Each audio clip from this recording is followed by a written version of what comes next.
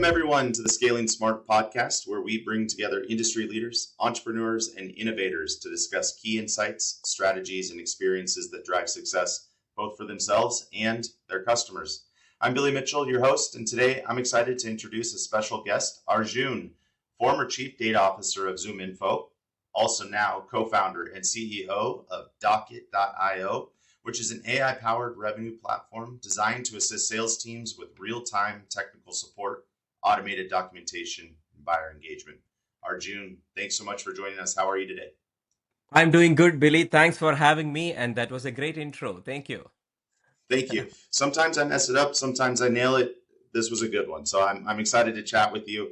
And just as a reminder to you, as well as our audience, we break this podcast up into three different sections. First of all, we want to get to know you and your organization. Then we want to talk about the industry as a whole, as well as your ideal client. And then finally, kind of the meat and potatoes, growth and scale. What's worked, what's not worked, what are you guys doing now? So with that, you ready to jump in? Yeah, let's do this. Awesome. All right, let's start with a 90-second overview of your organization. What are you guys doing? Yeah, Docket.io. Our job is to create the world's best sales agents. So we have two agents that we have built. Our fundamental belief system is that the knowledge, the go-to-market knowledge in companies is dispersed, and less than 10% is documented. The other 90% is in somebody's head. But you need this information to be together in one place for you to bring your business together, buyers together, sellers together. So what we do is we work with companies to pull together this data into what we call as a sales knowledge lake, where we bring in the structured and unstructured data to build a knowledge graph for them. And we have two agents on top of that. One is the AI sales engineering agent that enables the sellers to be more productive by becoming a virtual sales engineer for them. And we have the AI seller agent that lives on your website and have 1:1 buyer conversations with every single buyer on the website and convert 15% more into your pipeline. That's amazing. And I know that we're going to get into it talking about the world of AI. Inevitably, it comes up on every podcast recording I do, but I feel like this can be a good one. But for a second, let's actually go back a little bit. I want to learn a little bit more about you, Arjun. Obviously, you have a very impressive resume coming from ZoomInfo as well. But tell us a little bit about yourself. How did you get to this point? Yeah, originally from India, if people didn't understand from my accent yet.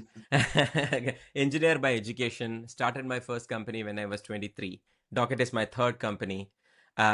I have always been in the sales tech and martech space. My first company was a sales intelligence company, like a combination of Clearbit and ZoomInfo back in the day, 2013.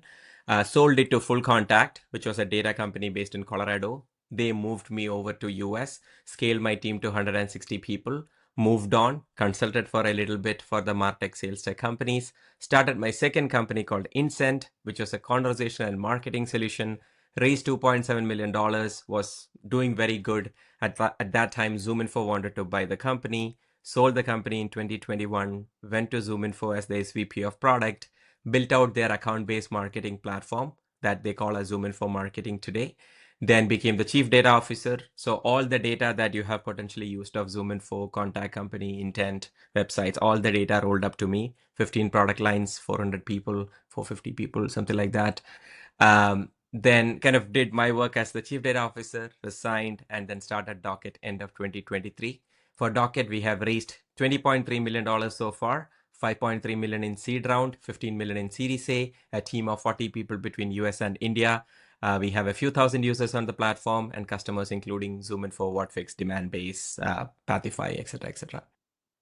That's incredible, and thank you. That I love the story of how you got here and the organizations you started. And I have a feeling I'm going to become a customer of Docket. So I want to dive a little bit further into the company now. Tell us a little bit about your ideal client. So if I were to bring you somebody on a silver platter, what is that? Who are they? What do they look like?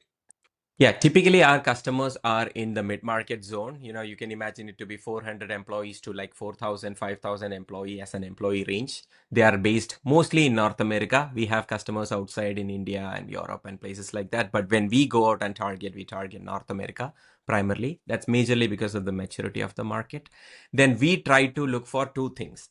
either the product is complex that they need sales engineers and they don't have enough sales engineers, then please use Docket's AI sales engineer. That's the pitch to them. Or in cases where you have a lot of inbound, but a typical inbound conversion is really bad for any given B2B company, like 1.5% is the form fill.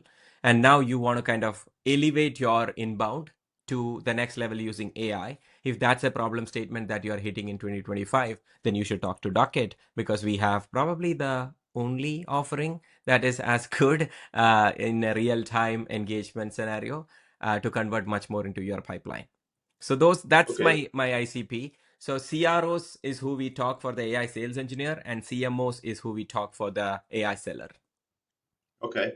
So I run a marketing company, specifically paid advertising. So we're medium to enterprise level brands, usually across multiple platforms: Google, Meta, LinkedIn, programmatic.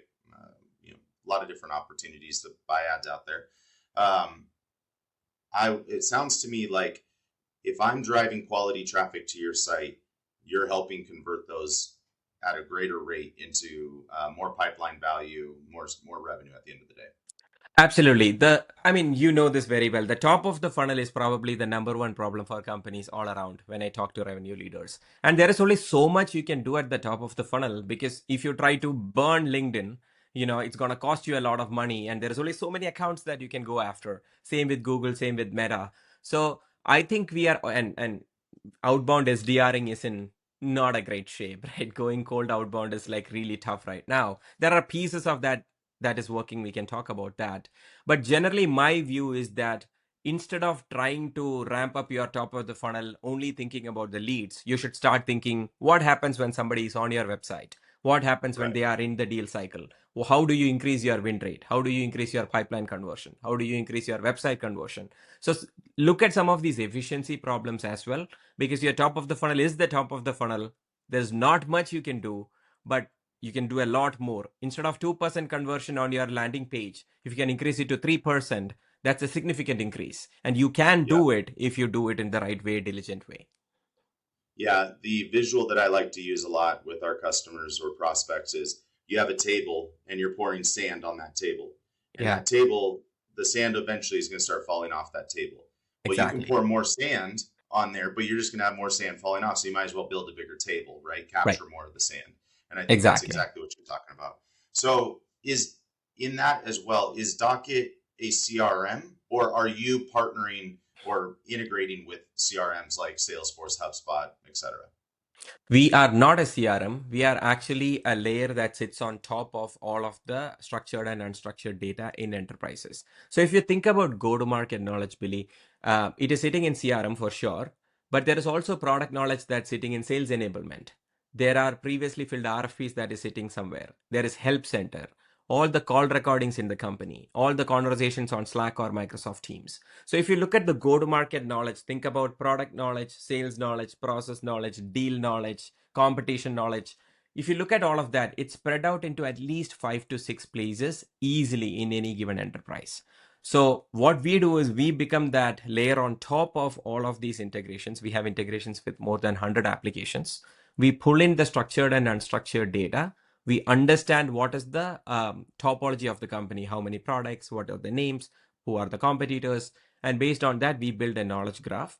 And then when a buyer or a seller needs this information, they are hitting the sales knowledge, Docket's sales knowledge lake. And that's how it works. And we continuously sync the data from CRM.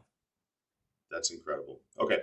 Yep. I'm starting to better understand what you're offering and how you're doing it. And certainly I see incredible value for it. We're not 400 employees, so we may not be a good example today, but we'll get there.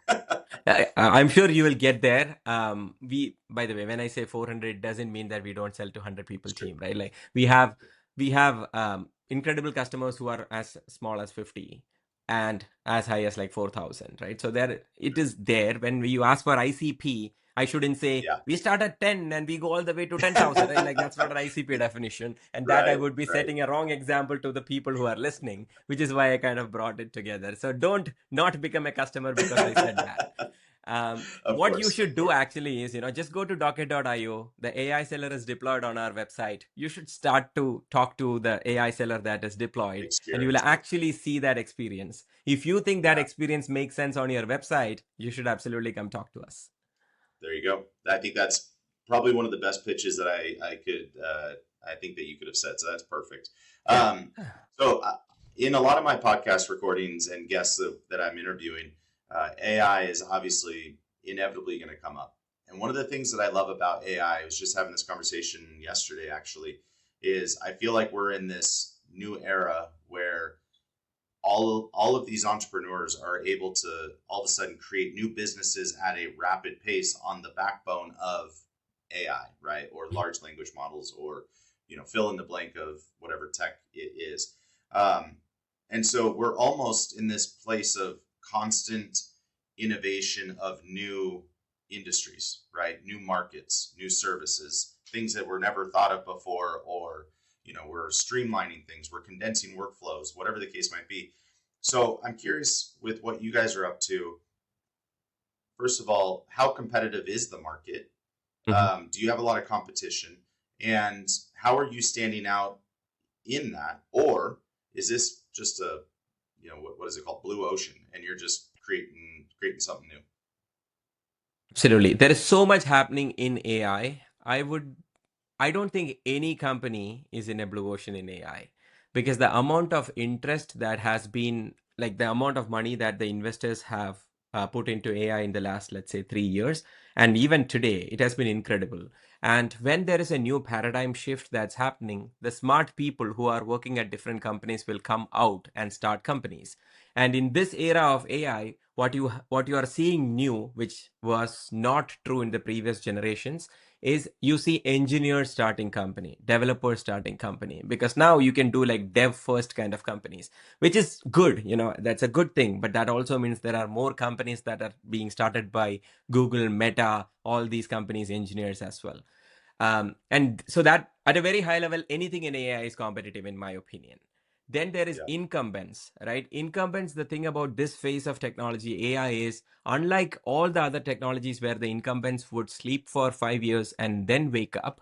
Here we are seeing Mark Benioff changing the entire Dreamforce to say Agent Force, right? Yeah. Or ServiceNow going and saying it's all AI, right? So the biggest of the biggest, Microsoft and Google, and you name the company, the amount of investment that they are putting into AI is unprecedented.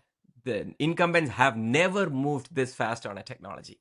So Yeah. now you have the new companies that are starting, incumbents moving equally fast. They have data, they have distribution, so competition. Then on top of that, I am in sales tech.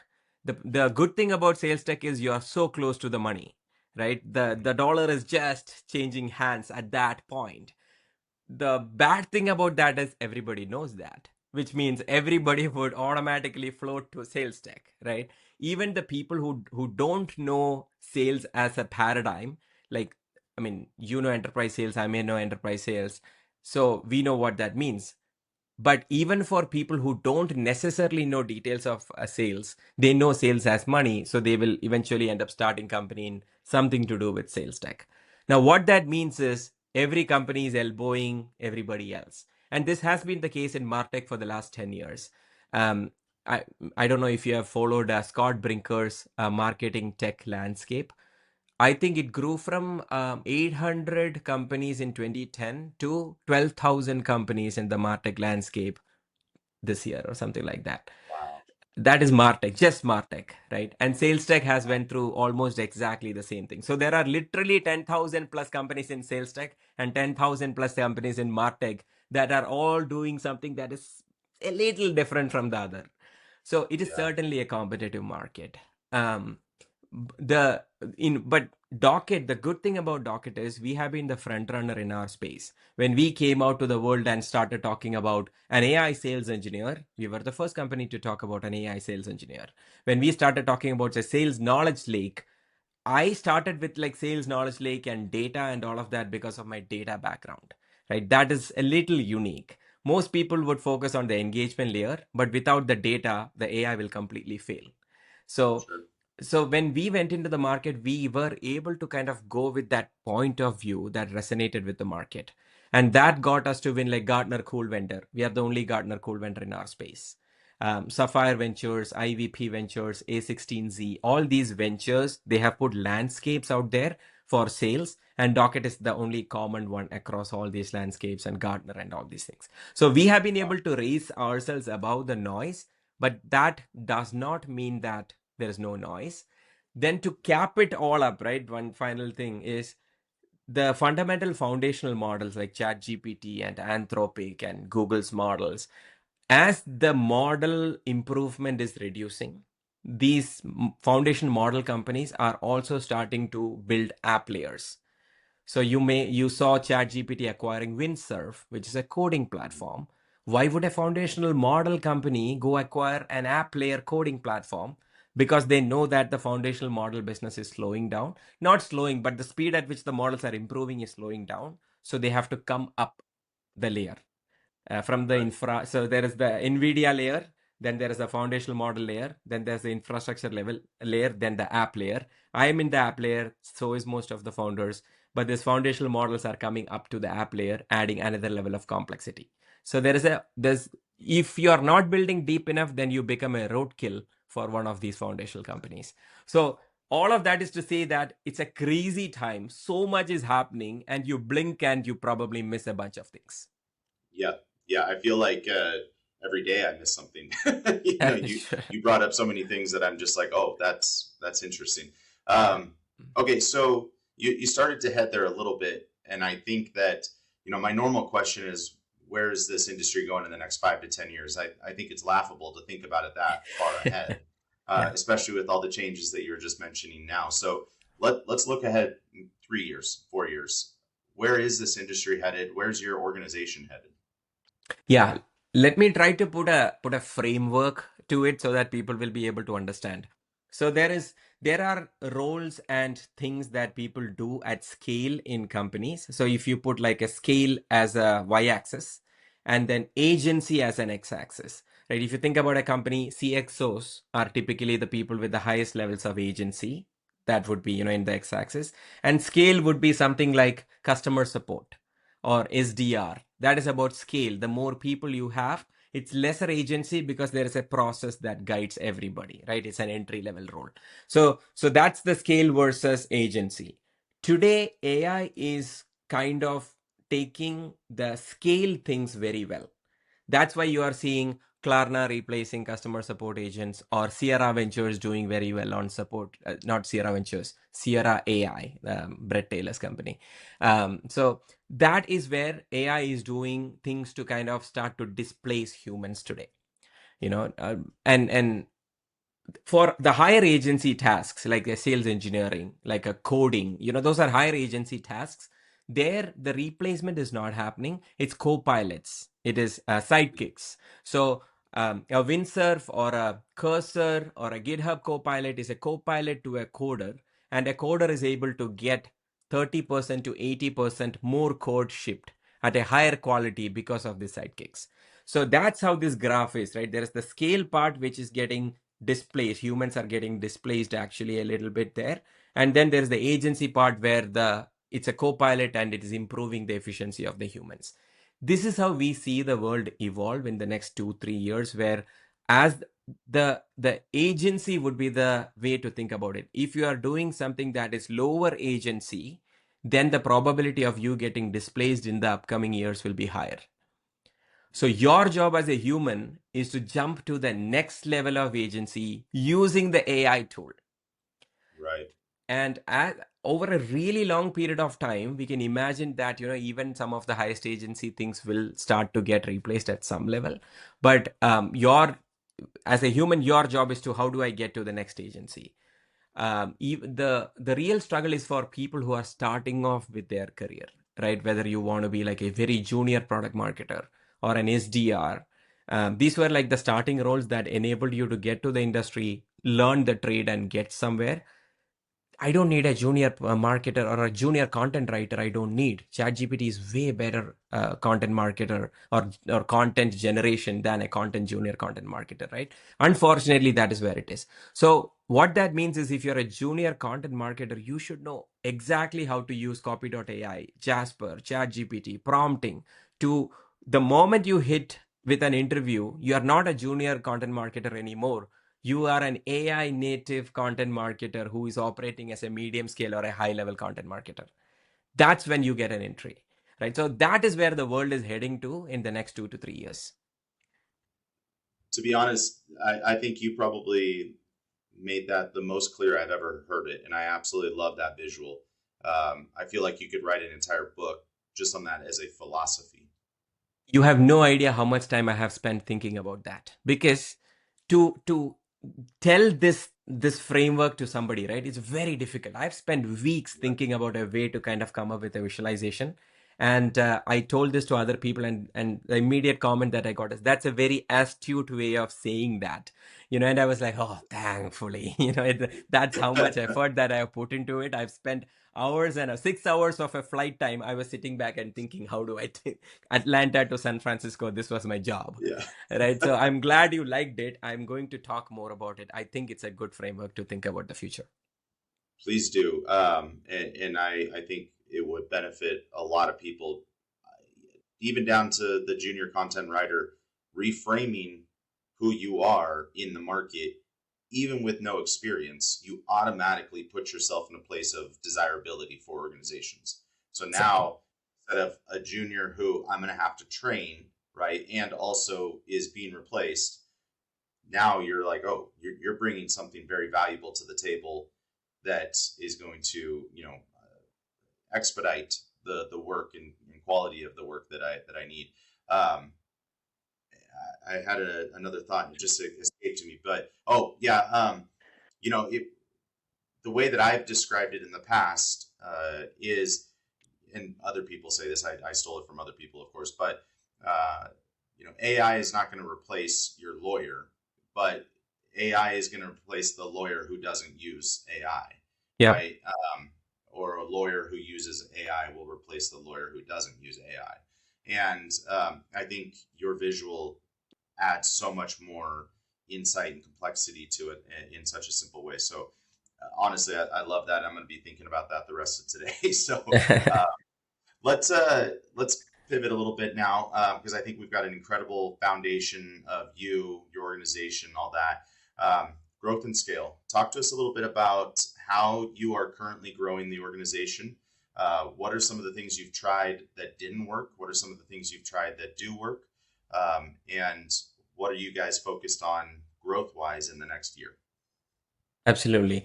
I We have this conversation internally, and I am fortunate to have some of these conversations externally with revenue leaders of my size. But since I also sell to revenue leaders, I am able to talk to some of the bigger revenue leaders.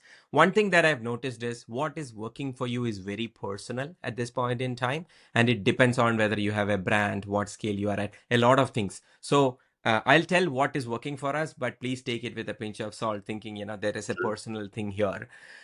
For us, the things that are working, LinkedIn is working. If you are on LinkedIn, you can find me Arjun Pillai on LinkedIn. What you would see is I annoy the heck out of people by putting a ton of videos, right? So, but it is working. In fact, Yeah. public demos of my product is actually working. People come up and we say, "How did you find us?" And they're like, "I saw some video on LinkedIn." These people have never engaged. These people are far outside my first degree network, but somebody liked the video that pushed it to their feed and then they saw it. So Docket as a name feels familiar to a lot of people, even at Gartner CSO or SaaStr conference or some of the mixers that we go to. Oh, Docket, I've seen you guys. You do something with sales. That recall is there for the brand because of the posting that I do on LinkedIn. And my team also does a little bit of that. Thankfully, I have about 40,000, 41,000 followers or something like that on LinkedIn. So that's obviously very helpful. And that got built over time. It's not one day. So that's Sure. working. Similar to that, the LinkedIn ads, because we are something is working on LinkedIn, we are boosting that using some Sure. dollars. So that is working. We get predictable output from the LinkedIn paid ads in terms of the lead volume. Good. This in LinkedIn working and like this Gartner Cool Vendor, some of the things that we do in terms of the content that makes our inbound work at some level. So it's like 21% of our ICP leads come through our inbound channel. And that could be from LinkedIn, that could be from the content. There's no clear attribution, as you know, right? There's no way to clearly say where exactly they found us, but it's Yep. there. And good organizations, if you go and look at my tools that I do to track who is coming onto my website, which companies are coming to my website, I see really amazing names.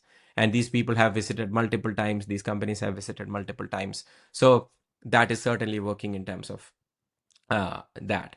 Then traffic from the AI answering engines, ChatGPT, Perplexity, places like that, that is starting to work. In fact, I posted yesterday about that on my LinkedIn, and um, there is a most companies haven't done that. Historically, you would add something called robots.txt to your website, which is a way for Google to index you, right? In the new world, you have to do llms.txt. There's a Yep. format in which you have to scrape your website and put it there. And that llms.txt will enable AI answering engines to crawl your website way more effectively. And I got a very big company, like a 15 billion plus revenue company, come to Docket and talk to us because they found Docket on when they did a Chat GPT deep research. They were Wow. looking at companies and they were like, Docket became the third company or something in the list of big companies. They found Docket to be a company worth talking. So this 15 billion company came inbound, right? Like, Incredible. yeah, right. So, Incredible. yeah, That it is almost not never a happens. almost never happens, right? But they trusted ChatGPT's deep research, and they came, and while they went and spoke to all these 100 billion revenue companies, they also came and spoke to us. So that was incredible. So that is starting to work. So I recommend everybody do that immediately. If you need help, I have a white paper that I've put out there on our site. So just feel free to download it. Cool. So that is working. Then some of the things that did not work, we tried doing these small scale dinners for people. It did not really work. We had some people, we had good engagement at the dinner. We didn't do a lot of selling, but it's incredibly difficult to fill a room with quality 10-15 people. Because especially CROs, they get hit left, right, and center with dinner invites, that invites, golfing, wine tasting, all of that. Yep. It's incredibly difficult to get 10 to 15 people in a room. For the effort that you have to put, for the money that you have to spend in terms of finding a Michelin star restaurant and things like that, the outcome hasn't been great for us. Okay. Events has been good for us. Booth and events has been good for us in the sense that pick the right event for sure. Like, I don't think a SaaSter would work for us because SaaSter is for startups. If you target startups, I saw a lot of companies who are doing ROI positive at SaaSter. But for us, like a Gartner CSO would be amazing because it is 1,300 senior revenue leaders who are coming there. That turned out to be a good outcome for us. So pick the right events for sure. Don't pick the biggest of the events. Like, don't say, okay, Web Summit is happening. It's a big event. Let me go. Consumer Electronics Show, a lot of people, let me go. Useless because that's needle in a haystack. You won't be able to Yep. find. You have to pick the right event. In my opinion, the right event is smaller. 100 people, 150 people, maximum 1,000 people, right? That should be the range of events that you pick. That I think is working. Um, yeah, I think those are the stuffs that are working. We are also a small company, Billy, so we don't need Sure. 100 things that work. We need like 3 things that work, and Yeah. that's all we need. We are happy. Yeah. I love the how you started too with the marketing today should be personal. Yeah. And very, it kind of bled into even the events that you're talking about. When you have a 100 to 500 person event, as much as it may not sound like it, that's a very personal event. You Yeah. can walk the floor, you can shake 500 hands in an afternoon, Yep. and get a lot of good, traction from that. And it's funny, because we are also talking about AI.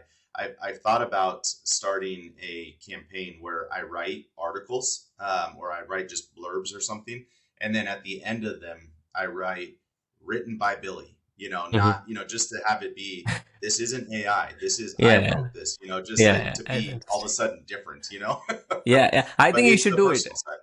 Yeah. Yeah. No, I think you should do it. Like it's almost like Da Vinci used to sign something. Now all of us are supposed to do it because everything is AI today. So I think it's a great idea. Yeah, I may start that today. All right, so one more question on growth and scale, and because I think you nailed it, and I love the perspective you had, and even the things you're trying. I think you're right in the right zone. How about partnerships? Do you grow through partnerships? What are those partnerships? Excuse me. What do those partnerships look like? And what's a successful partnership for you? There are multiple kinds of partnership, right? So we do partnership for sure. For example, at the Gartner CSO conference, we had a Sphere experience event where we invited a bunch of revenue leaders to come visit the Sphere with us. We partnered with ZoomInfo to do that, and turned out to be a very successful thing. When we are doing a dinner, I think in Bay Area in the next 1.5 months, we are partnered with another company to do that. So those are the more lightweight partnership where you are kind of partnering with the marketing team in those corresponding companies. We have done dinners with Sibyl in the past, Sibyl.ai in the past. So that has been successful. You are sharing the cost, you are sharing some of the work in terms of bringing the people. So it kind of works. Then there is the deeper partnership in terms of technical integrations. Of course, we are integrated officially with a lot of good companies, well-known companies, but that is harder to pull off as a startup, because for any technical partnership to go further and become like a co-selling kind of a partnership, you need enough mutual customers. Yep. If I go and talk to Microsoft and say, hey, go sell Docket, they want to start somewhere where there are some mutual customers they can go and start selling there. So that mutual customers is important.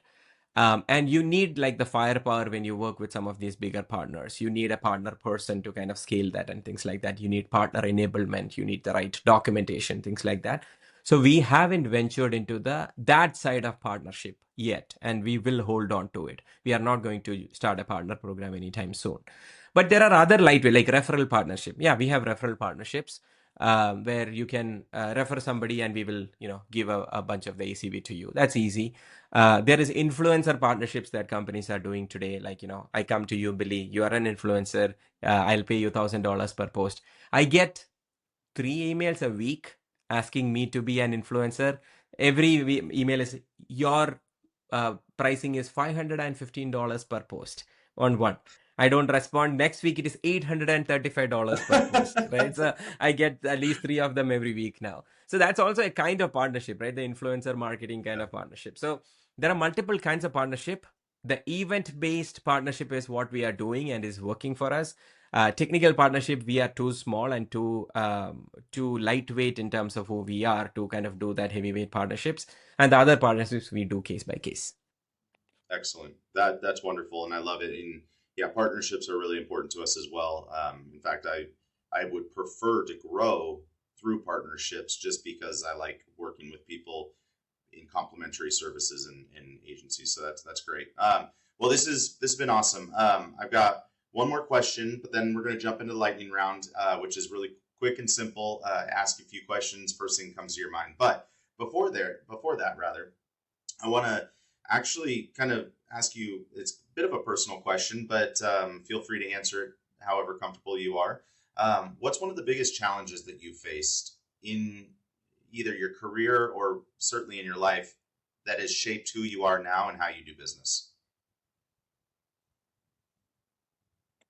It is not one thing that shaped, honestly. It's a series of things. I believe that my growing up in a very small village in India to a middle class family, I think that is the biggest thing that has happened to me.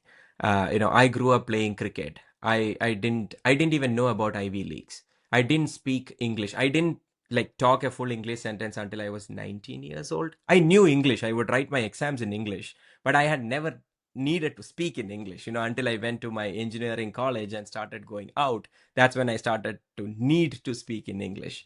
So, Sure. but that growing up, instilled me the financial literacy. I would get 20 rupees, I don't even know, like 30 cents on Monday. And that was enough for me to go using a bus to my school and come back for that entire week, 30 cents, right? But I needed that 30 cents exactly. So I was not Yep. supposed to drop anything. So that instills in you like a financial discipline that is needed to bootstrap a startup, Yeah. right? Like when you see your dad waking up and working all the time with a determination, you feel that, yes, you can also do it. right? So I think that growing up, and I had a very happy childhood. I didn't have everything. I had very little actually, but I had food and I had enough clothes, and I had shelter. But I was a very happy child, So looking back, I think that series of growing up in India was probably everything for me. That's who I am. That's what I do, how I do. Everything is about that. That's beautiful. I love that. And I think that's a really good spot to end right there. I appreciate that. And thank you for your time as a whole anyway. So let's jump into this lightning round. Yeah. Again, just to be fun. So I'll ask you a few questions. Just say whatever is first on your mind. So number one, coffee or tea? Coffee. Coffee. All right. What's one tool or system you rely on to keep your organization running smoothly? Slack. Same here. Favorite book, podcast, or resource that's influenced you? Um, book. Uh, that's very interesting. I watch a lot of stuffs. It's uh, it's more people. That's why I'm like, struggling because I learn way more from people. So there is this one mentor who I have learned way more than from all the books and all the podcasts and things like that. So that's why Mentors I'm are struggling. important. Yeah, but Mentors there are are so many important. podcasts that I really like, right? And Lenny's podcast on product is very good. Harry Stebbings' VC podcast is very good. All In podcast is pretty good. So I listen to a lot of these podcasts which are extremely good. But in terms of learning, I think I learned way more from people around me who tell me, things. Yeah. I think that's a good answer, and I would agree with you on that. Some of my best time in personal growth is when I've got a real solid mentor who's invested into me, and I love that. Yeah. All right, one bucket list item you've already checked off. Skydive. Very cool. What's Yeah. one goal you're still working towards? Build Docket into a really big company. I love it. I think you're going to do that. And finally, Arjun, if our listeners want to connect with you, what's one of the best ways to get in touch with you? So to know more about Docket, it is docket.io, and go talk to the AI seller to learn everything about the company, including details of the founders. It knows everything. I mean, that's wrong. It knows many things. Then Soon secondly, it'll know everything. maybe, hopefully. To connect with me, LinkedIn is the best place. Just search for Arjun Pillai, and you should be able to find me on LinkedIn. Please connect, please follow, and please message. I try to respond to as many messages as possible. Excellent. Well, this has been wonderful. I really appreciate your time. For everybody else, this is a wrap of this episode of Scaling Smart. I'm your host, Billy Mitchell, and I want to thank you for tuning in to the Scaling Smart podcast, where we have conversations with real people who have real stories, who have learned how to scale smart.